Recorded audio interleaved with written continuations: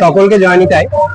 আপনারা সকলেই জানেন এনসি রাধা মাধব সেবাশ্রম একটি স্বেচ্ছাসেবী সংস্থা, যেটি একটি সরকারি স্বীকৃতিপ্রাপ্ত এবং দীর্ঘ 25 বছর ধরে আমরা একইভাবে পথ চলা শুরু করেছি এবং 2000 সাল থেকে পথ চলে আজকে 2025 আমরা 25 বছরে পা দিয়েছি। আর এই রজত জয়ন্তী বর্ষ আমরা উদযাপন করছি এই গোটা বছর।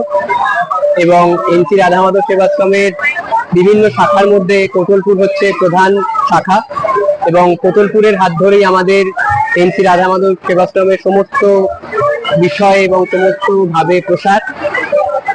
এবং প্রতি বছরই আমরা একটি করে মেডিকেল ক্যাম্প এখানে আয়োজন করে থাকি, যেখানে আমরা কলকাতা থেকে বিশিষ্ট ডাক্তারদের, এনআরএস, অ্যাপোলো ইত্যাদি বিভিন্ন বড় সরকারি ও বেসরকারি হসপিটালে ডক্টরদের আমরা আমন্ত্রণ জানাই এবং তারা নিখরচায় আমাদের সাথে এসে যুক্ত হন এবং এই স্বাস্থ্যকেন্দ্রিক পরিষেবা তারা দিয়ে থাকেন। আমরা প্রতি বছরই এখানে নাম সংকীর্তনের মাধ্যমে এই অনুষ্ঠানটিকে এগিয়ে নিয়ে চলি এবং আমাদের এই কোটলপুরে শ্রীপাদ বাবাজি মহারাজ 104 বছর আগে প্রথম পদার্পণ করেন এবং শ্রীপাদ বাবাজি মহারাজের 104তম শুভাগমন তিথি উপলক্ষে আমাদের এই বিরাট আয়োজন।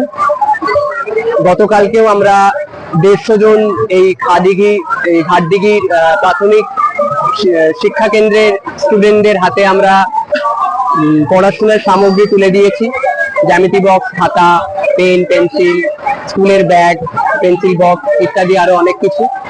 আজকে আমরা 100 জনের উপর মানুষের কাছে স্বাস্থ্যকেন্দ্রিক পরিষেবা দিয়েছি। আমাদের এই অনুষ্ঠান মঞ্চে আজকের এই মেডিকেল ক্যাম্পে উপস্থিত ছিলেন এনআরএফ এর স্বনামধন্য ডক্টর অরিজিৎ সিনহা মহাশয়, বাঁকুড়া মেডিকেলের স্বনামধন্য ডক্টর মুরাচাঁদ মুখোপাধ্যায় এবং কলকাতা হসপিটালের স্বনামধন্য ডায়েটিশিয়ান মিস রানী মুখার্জি। ওনারা সকলে এগিয়ে এসছেন এবং আমাদের এই মেডিকেল ক্যাম্পকে সাফল্যমণ্ডিত করেছেন। এখানেই শেষ নয়, আজকে মেডিকেল ক্যাম্পের পরে বিকেলে আমাদের একটি বৃহৎ প্রয়াস আছে, যেখানে আমাদের এই কেন্দ্রে, কোটলপুর কেন্দ্রে একটি মাঠে আমাদের খো বিভাগ আছে, যেখানে 35 জন শিশুরা খো খেলে।